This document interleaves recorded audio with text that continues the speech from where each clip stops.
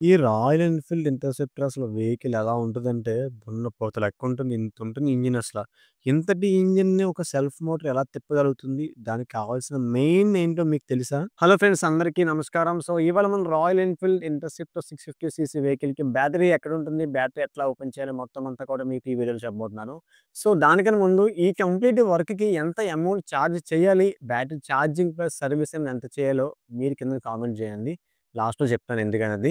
Late చేయకుండా వీడియోలోకి వెళ్ళిపోదాం. మన ఛానల్ గనుక మీరు కొత్తగా అసలు సబ్స్క్రైబ్ చేసుకొని పక్కన ఉన్న బెల్ ఐకాన్ ఆల్ క్లిక్ చేసేయండి. వీడియో నచ్చితే ఖచ్చితంగా లైక్ చేయండి. షేర్ అయితే ఖచ్చితంగా ఇంటర్సెప్ట్ వాడే వాళ్ళకి షేర్ చేయండి. సో, లేట్ చేయకుండా వీడియోలోకైతే మనం స్టార్ట్ అవుదాం. So, first of all battery down అని ఎలా తెలుస్తుందంటే మనకి సెల్ఫ్ హార్న్ ఒకసారి బ్లో చేసినప్పుడు హార్న్ అనేది డౌన్ అవ్వకూడదు. సో, ఏదైతే మామూలుగా సెల్ఫ్ కొడుతున్నో కంప్లీట్‌గా న్యూట్రల్ బల్బే బ్లింక్ అవుతుంది అంటే అర్థం చేసుకొని కంప్లీట్ డౌన్ అని చెప్పేసి. సో, ఫస్ట్ మనకి రైట్ సైడ్ యాక్సిలరేటర్ ఇస్తాం కదా! అటువైపు డోర్‌కి కీతో డోర్ అయితే ఓపెన్ చేసి కిందకైతే లాగండి. కిందకి లాగితే మనకు డోర్ అయితే ఓపెన్ అయిపోతుంది. చూసాక కొంచెం జాగ్రత్తగా లాగండి. నేను సింగిల్ హ్యాండ్‌తో వల్ల కొద్దిగా నాకు టైం పడుతుంది. మీరు 2 చేతులతో ఓపెన్ చేసేసుకోవచ్చు. సో, అట్లనే బ్యాటరీ బయటకి తీయడానికి బ్యాటరీ బయటకి రాకుండా ఉండడానికి ఇంకో రబ్బర్ క్లాంప్ ఉంటుంది కదా! అది తీసేసి అట్లనే మీదున్న టూల్ కిట్ పక్కకు తీసి, టూల్ కిట్ దేనికైతే అటాచ్ అయ్యి ఉందో ఆ అటాచ్ అయ్యున్న 3 బోల్ట్‌లు ఇప్పేసి సీట్ కూడా లాగితే సీట్ వస్తుందనమాట.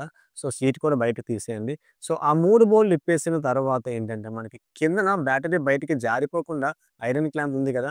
దానికి మాక్సిమం 5 సైజ్ ఎల్లంకి అయితే పడుతుంది.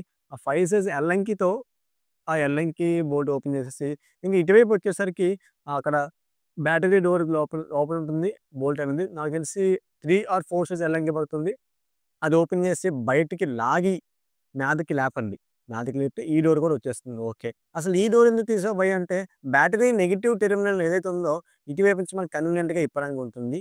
అంటే మీద నుంచి చెప్పినప్పుడు ఏమాత్రం బోల్ట్ అనేది లోపల పడిపోతే, దాని గురించి మనం చాలా టైమ్ స్పేర్ చేయాల్సి ఉంటుంది. సో, అందు గురించి ఈ డోర్ కూడా తీయవలసి వచ్చింది. ఓకేనా?